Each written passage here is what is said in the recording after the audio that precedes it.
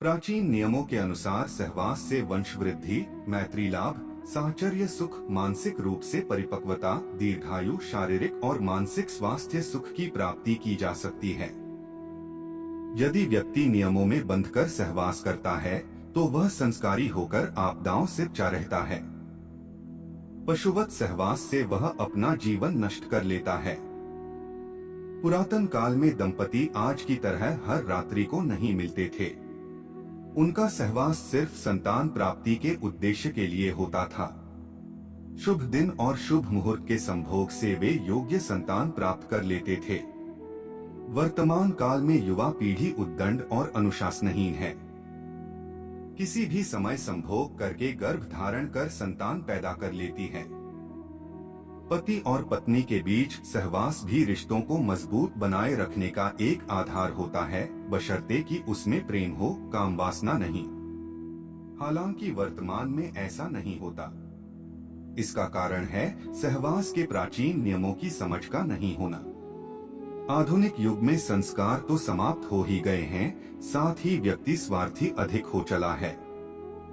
आओ जानते हैं कि सहवास के वे कौन से नियम हैं जिन्हें जानकर लाभ उठाया जा सकता है और सुख को अधिक बढ़ाया जा सकता है। पहला नियम, हमारे शरीर में 5 प्रकार की वायु रहती है। इनका नाम है व्यान, समान, अपान, उदान और प्राण। जो शुक्र है वही वीर्य है, अर्थात यह वायु संभोग से संबंध रखती है।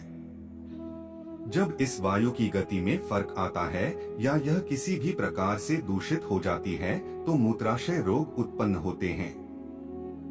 इससे संभोग की शक्ति पर भी असर पड़ता है। अपान वायु माहवारी, प्रजनन और यहाँ तक कि संभोग को भी नियंत्रित करने का कारक है। इस वायु को शुद्ध गतिशील बनाए रखने के लिए आपको अपने उदर को सही रखना होगा। दूसरा नियम, कामसूत्र के रचयिता आचार्य वात्स्यायन के अनुसार स्त्रियों को कामशास्त्र का ज्ञान होना बेहद जरूरी है, क्योंकि इस ज्ञान का प्रयोग पुरुषों से अधिक स्त्रियों के लिए जरूरी है। हालांकि दोनों को ही इसका भरपूर ज्ञान हो तभी अच्छे सुख की प्राप्ति होती है। वात्स्यायन के अनुसार स्त्री को विवाह से पहले पिता के घर में और विवाह के पश्चात पति की अनुमति से काम की शिक्षा लेनी चाहिए। वात्स्यायन का मत है कि स्त्रियों को बिस्तर पर गणिका की तरह व्यवहार करना चाहिए। इससे दाम्पत्य जीवन में स्थिरता बनी रहती है और पति अन्य स्त्रियों की ओर आकर्षित नहीं हो पाता तथा पत्नी के साथ उसके मधुर संबंध बने रहते हैं। इसलिए स्त्रियों को यौन क्रिया का ज्ञान होना आवश्यक है ताकि वह काम कला में निपुण हो सके और पति को अपने प्रेमपाश में बांधकर रख सके। आचार्य वात्स्यायन के अनुसार एक कन्या के लिए सहवास की शिक्षा देने वाले विश्वसनीय व्यक्ति हो ताकि वह काम का सही ज्ञान दे सके। तीसरा नियम, शास्त्रों के अनुसार कुछ ऐसे दिन जिस दिन पति पत्नी को किसी भी रूप में शारीरिक संबंध स्थापित नहीं करने चाहिए, जैसे अमावस्या, पूर्णिमा, चतुर्थी, अष्टमी, रविवार, संक्रांति, संधिकाल, श्राद्ध पक्ष, नवरात्रि, श्रावण मास और ऋतुकाल आदि में स्त्री और पुरुष को एक दूसरे से दूर ही रहना चाहिए। इस नियम का पालन करने से घर में सुख, शांति, समृद्धि और आपसी प्रेम सहयोग बना रहना है, अन्यथा गृहकलह और धन की हानि के साथ ही व्यक्ति आकस्मिक घटनाओं को आमंत्रित कर लेता है। चौथा नियम, रात्रि का पहला प्रहर रतिक्रिया के उचित समय है। इस प्रहर में की गई रतिक्रिया के फलस्वरूप ऐसी संतान प्राप्त होती है जो अपनी प्रवृत्ति एवं संभावनाओं में धार्मिक, सात्विक, अनुशासित, संस्कारवान, माता पिता से प्रेम रखने वाली, धर्म का कार्य करने वाली, यशस्वी एवं आज्ञाकारी होती है। शिव का आशीर्वाद प्राप्त ऐसी संतान की लंबी आयु एवं भाग्य प्रबल होता है। प्रथम प्रहर के बाद राक्षसगण पृथ्वी लोक के भ्रमण पर निकलते हैं। उसी दौरान जो रतिक्रिया की गई हो उससे उत्पन्न होने वाली संतान में राक्षसों के ही समान गुण आने की प्रबल आशंका होती है। पहले प्रहर के बाद रतिक्रिया इसलिए भी अशुभकारी है क्योंकि ऐसा करने से शरीर को कई रोग घेर लेते हैं। व्यक्ति अनिद्रा, मानसिक क्लेश, थकान का शिकार हो सकता है एवं माना जाता है कि भाग्य भी उससे रूठ जाता है। पांचवा नियम, यदि कोई संतान के रूप में पुत्रियों के बाद पुत्र चाहता है तो उसे महर्षि वात्स्यायन द्वारा प्रकट किए गए प्राचीन नियमों को समझना चाहिए। इस नियम के अनुसार स्त्री को हमेशा अपने पति के बाईं ओर सोना चाहिए। कुछ देर बाईं करवट लेटने से दायां स्वर और दाहिनी करवट लेटने से बायां स्वर चालू हो जाता है। ऐसे में दाईं ओर लेटने से पुरुष का दायां स्वर चलने लगेगा और बाईं ओर लेटी हड्ड स्त्री का बायां स्वर चलने लगता। छठा नियम आयुर्वेद के अनुसार स्त्री के मासिक धर्म के दौरान अथवा किसी रोग संक्रमण होने पर सहवास नहीं करना चाहिए। यदि आप खुद को संक्रमण या जीवाणुओं से बचाना चाहते हैं तो सहवास के पहले और बाद में कुछ स्वच्छता नियमों का पालन करना चाहिए। जननांगों पर किसी भी तरह का घाव हो तो सहवास न करें, सहवास के बाद स्नान करें। प्राचीन काल में सहवास से पहले और बाद में स्नान किए जाने का नियम था।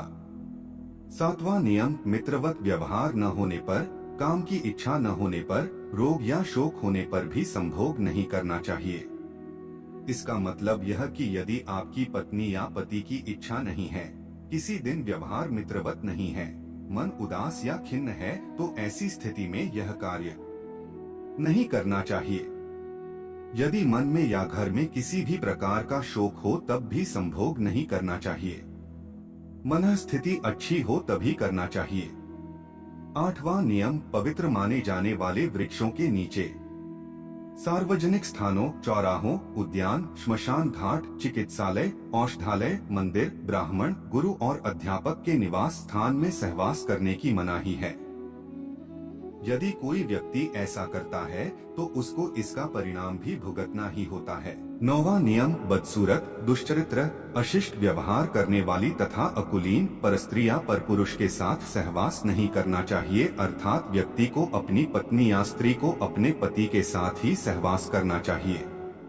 नियम विरुद्ध जो ऐसा कार्य करना है वह बाद में जीवन के किसी भी मोड़ पर पछताता है। उसके अनैतिक कृत्य को देखने वाला ऊपर बैठा है। 10वां नियम गर्भकाल के दौरान दंपति को सहवास नहीं करना चाहिए।